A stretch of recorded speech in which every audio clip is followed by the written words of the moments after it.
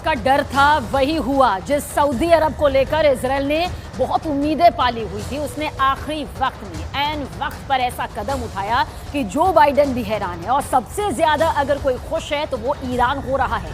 अब सवाल यह है कि क्या अमेरिकी राष्ट्रपति बाइडेन इजराइल को बचा पाएंगे?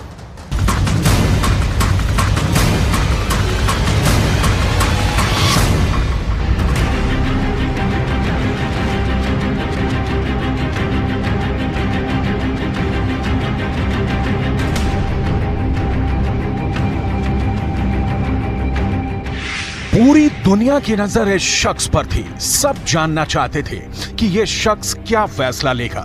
इसने अमेरिका की तरफ देखा, इसने ईरान की तरफ देखा, इसने फिलिस्तीन की तरफ देखा और फिर कह दिया ना। मोहम्मद बिन सलमान ने साफ साफ इनकार कर दिया। इस ना के आगे नए तनाव का खतरा है, इस ना के आगे नए युद्ध का डर है। इस ना की वजह से पूरा पश्चिम एशिया एक भूकंप आने का इंतजार करने लगा है, जो अब पूरी दुनिया को हिला सकता है। सऊदी अरब और इजराइल के बीच फिलिस्तीन का मुद्दा फिर से सुलगने लगा है। जो तबाही मोहम्मद बिन सलमान ने गाजा पट्टी में देखी, जिस खून खराबे की तस्वीरें वेस्ट बैंक से निकलकर पूरी दुनिया तक गई, उन तस्वीरों ने मोहम्मद बिन सलमान को बेचैन कर दिया है। इसीलिए सऊदी अरब ने साफ साफ शब्दों में कह दिया है कि वो इजराइल से किसी भी तरह का समझौता नहीं करेगा। सऊदी अरब ने बता दिया है कि जब तक इजराइल में नेतन्याहू की सरकार है, रियाद और तेल अवीव के बीच दूरियां नहीं मिटेंगी। सऊदी अरब ने यह कहकर इजराइल के साथ दोस्ती के ख्वाब देखने वालों की उम्मीदों पर पानी फेर दिया है। इस खबर ने पूरे पश्चिम एशिया में नया तहलका मचा दिया है। फिलिस्तीन के गाजा पट्टी से लेकर वेस्ट बैंक और सीरिया से लेकर इराक तक इजराइल के खिलाफ एक नया मोर्चा सुलग सकता है और इसकी कमान अब ईरान के साथ सऊदी अरब भी संभालेगा। पूरे इजराइल में ऐसा ही डर सताने लगा है। अब तक सऊदी अरब की तरफ इजराइल बहुत उम्मीद भरी नजरों से देखता रहा है, लेकिन बेंयामीन नेतन्याहू की फिलिस्तीन पॉलिसी ने ऐसी तमाम कोशिशों की जड़ में मट्ठा डाल दिया है।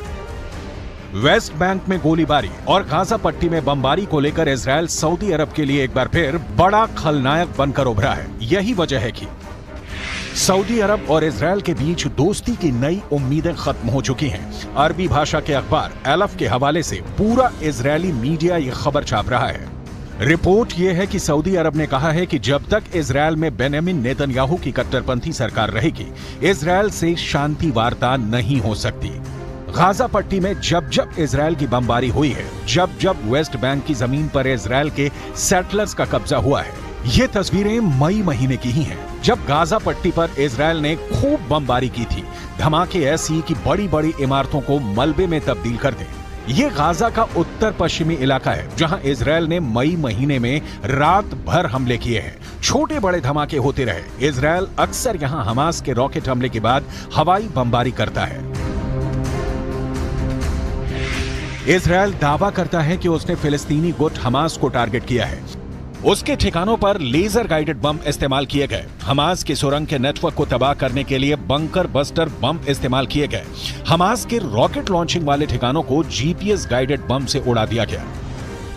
लेकिन इस बमबारी को लेकर इजराइल हमेशा कटघरे में रहा है और अब सऊदी अरब इसी बात को लेकर वहां के प्रधानमंत्री नेतन्याहू को आड़े हाथ लेने के लिए तैयार है। ऐसी तस्वीरें मोहम्मद बिन सलमान ने अपने टीवी पर भी देखी हैं। इजराइल की फोर्स के तमाम वीडियो, चाहे वो अल अक्सा मस्जिद की हो या फिर जेरूशलम की गली, इन सब के बारे में सऊदी अरब ने अमेरिका को बता दिया है।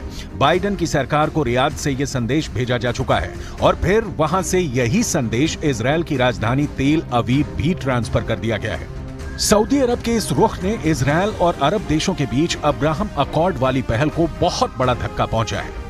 सऊदी अरब ने बाकायदा इसकी वजह बताई है, जिसके पीछे फिलिस्तीन को लेकर नेतन्याहू सरकार का आक्रामक रवैया सबसे बड़ी वजह है। क्या सऊदी अरब ने ऐसा ईरान के कहने पर किया है? क्या सऊदी अरब और ईरान की नई दोस्ती अब सऊदी अरब के लिए बहुत बड़ा फांस बनने वाली है? इसमें कोई शक नहीं कि इजरायल के प्रधानमंत्री बेंयामिन नेतन्याहू बहुत प्रेशर में हैं। उनके खिलाफ पहले ही इजरायल में प्रदर्शन हो रहे हैं और अब फिलिस्तीन को लेकर जो तनाव फैला है उसमें ईरान के बाद सऊदी अरब की एंट्री हो चुकी है। लेकिन इजरायल हमेशा की तरह कमजोर नहीं दिखना चाहता। עם איראן, עם החיזבאללה, לפני השלום עם מצרים, עם סוריה, עברנו מלחמות, עברנו מערכות, ופתאום אתה מבין שהסכנה הכי גדולה למדינת ישראל היא סכנה פנימית ולא חיצונית. ואז כל מה שנותר לנו זה לנסות להביע את העמדה שלנו בתור מי שבא מאזור שהוא לא פוליטי, אלא מאזור שהוא דאגה אמיתית לילדים שלנו ולנכדים שלנו. पश्चिम एशिया में विवाद के इस पूरे मकड़जाल में इजरायल की फिलिस्तीन नीति नेतन्याहू के लिए मुश्किलें पैदा कर सकती है। सऊदी अरब के क्राउन प्रिंस मोहम्मद बिन सलमान ने कह दिया है कि जब तक फिलिस्तीन में इजरायल का जुल्म खत्म नहीं होगा, जब तक इजरायल और फिलिस्तीन के बीच माहौल ठीक नहीं होगा, तब तक सऊदी अरब के साथ भी इजरायल के संबंध ठीक नहीं होंगे। ऐसा अलफ अखबार का दावा है। कह सकते हैं कि इजरायल के खिलाफ सऊदी अरब खुल्लम खुल्ला उतर चुका है। ईरान से दोस्ती के बाद सऊदी अरब के इजरायल को लेकर ये सबसे तीखे तेवर कहे जा सकते हैं। सऊदी अरब ने साफ साफ बोल दिया है कि जब तक इजरायल में नेतन्याहू सरकार है, रियाद और तेल अवीव के बीच तनाव कम नहीं होगा। फिलिस्तीन में हिंसा अरब मुल्कों को इजरायल के खिलाफ एकजुट कर सकती है। ये ख्याल इजरायल से ज्यादा अमेरिका के लिए बड़ा खतरा पैदा करने लगा है। क्या पश्चिम एशिया में एक बार फिर सऊदी अरब की लीडरशिप में तमाम अरब मुल्क फिर से इजरायल के खिलाफ एकजुट हो जाएंगे? क्या अरब मुल्क और ईरान एक साथ आए तो इजरायल और अमेरिका की ताकत कमजोर पड़ जाएगी?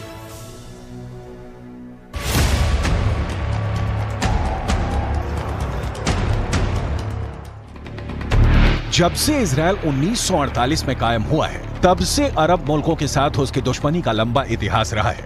लेकिन पिछले कुछ वर्षों में इनके रिश्ते सुधरने शुरू हुए।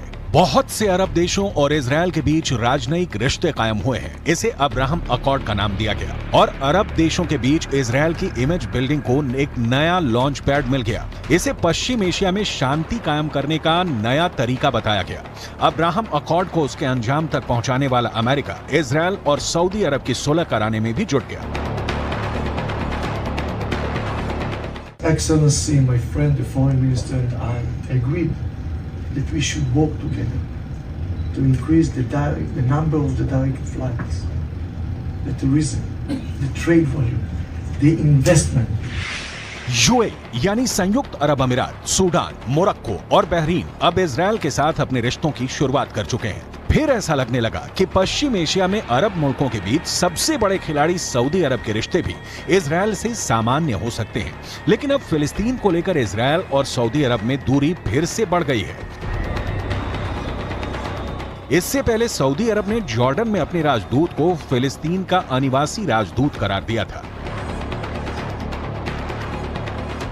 राजदूत को यरूशलेम में काउंसल जनरल के तौर पर भी काम करने की जिम्मेदारी दी गई। लगा कि इजरायल के साथ रिश्तों को सामान्य करने की जो कोशिश पहले हुई है, उसमें सऊदी अरब ने एक नया पेंच फंसा दिया है, क्योंकि यह भी कहा गया कि यरूशलेम राजदूत के लिए राजनयिक बेस भी होगा। सऊदी अरब को मालूम था कि इजरायल की तरफ से इसका विरोध होगा और ऐसा हुआ भी। इजरायल ने फिलिस्तीन अथॉरिटी में सऊदी अरब के राजदूत के लिए यरूशलेम को राजनयिक बेस बनाने के विचार को खारिज कर दिया।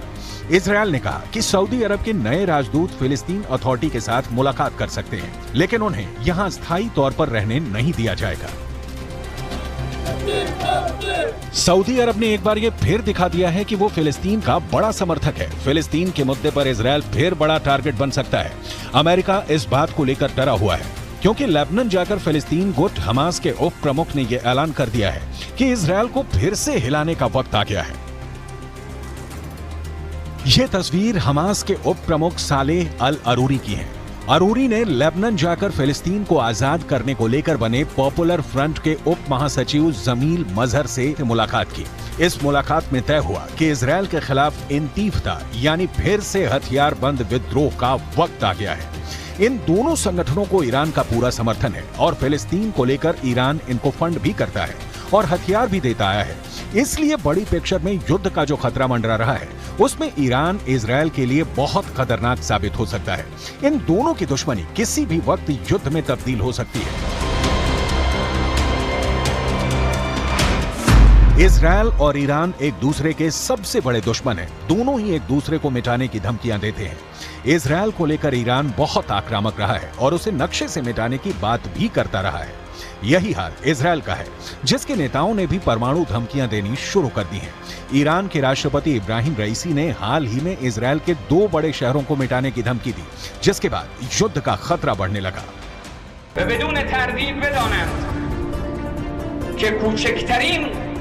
خطایی از جانب آنها نسبت به امنیت جمهوری اسلامی ایران با نابودی حیفا و تل‌آویو ईरान और सऊदी अरब की दोस्ती आगे बढ़ाने में फिलिस्तीन बड़ा मुद्दा बन सकता है, और अगर ऐसा हुआ तो समझ लीजिए कि इजरायल के खिलाफ खतरे की घंटी बजने लगेगी। ये बाइडेन के लिए भी बड़ा चैलेंज साबित होगा। And US and Israel's policy has been to create confrontation between Iran and its neighbors. So the resources of Iran is used to engage in this confrontation instead of helping Iran's people or helping progress. Iran never considered Saudi Arabia to be an enemy. Iran didn't want to have bad relations with Saudi Arabia. Iran wanted to have good relations with all neighbors, including Saudi Arabia.